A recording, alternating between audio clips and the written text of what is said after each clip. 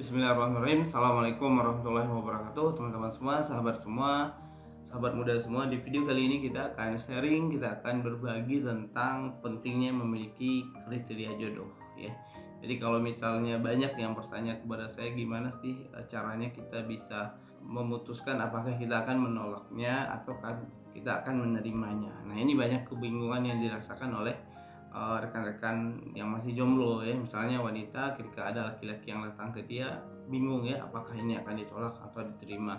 Atau mungkin ada seseorang, ya, yang didekatin oleh beberapa orang dalam waktu yang bersamaan, sehingga bingung nih mana yang mau seriusin dan mana yang pada akhirnya mau ditolak. Nah, kenapa kebingungan ini bisa terjadi? Ya, salah satu penyebabnya adalah karena belum memiliki yang namanya kriteria jodoh. Jadi kriteria jodoh itu, teman-teman semua, ibaratnya adalah alat ukur atau indikator atau parameter, ya, bagi diri kita untuk membantu memutuskan apakah akan menerima atau menolak seseorang. Ya, jadi kalau misalnya ada orang yang mendekat ke kita, maka kita akan ukur, ya, akan bandingkan dengan kriteria jodoh kita, ya.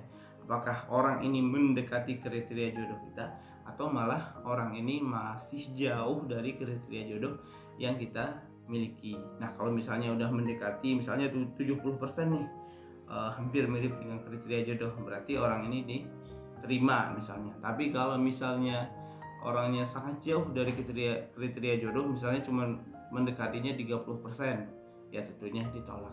Nah, ketika seseorang tidak memiliki alat ukur ini, dia tidak memiliki kriteria jodoh, maka dia akan kesulitan, ya, untuk memutuskan apakah akan menerima seseorang atau tidak. Karena kriteria jodoh ini boleh dibilang juga tentang apa sih yang dia mau dari seseorang yang akan menjadi pasangan hidupnya. Jadi contoh sederhananya adalah ketika teman-teman semua kepikiran pengen beli handphone, ya, lalu pergi ke toko handphone. Nah, biasanya di rumah itu udah ada dalam pikiran spek handphone yang akan dibeli seperti apa, kebutuhannya seperti untuk apa, dan apa aja yang harus ada di handphone tersebut, dan berapa kepantasan atau kesiapan budget untuk membeli handphone tersebut.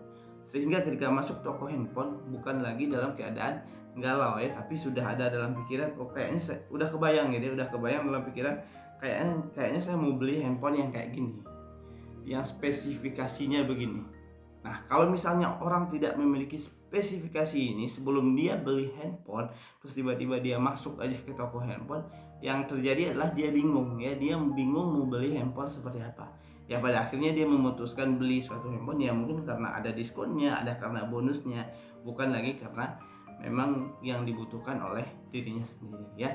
Jadi mungkin begitu teman-teman semua, sahabat semua, video tentang pentingnya memiliki kriteria jodoh, ya. Jadi harapan saya teman-teman semua, sahabat semua yang nonton video ini sudah punya yang namanya kriteria jodoh. Jadi kalau misalnya belum punya, bisa langsung segera dibuat kriteria jodohnya, ya. Sekian dari saya. Assalamualaikum warahmatullahi wabarakatuh.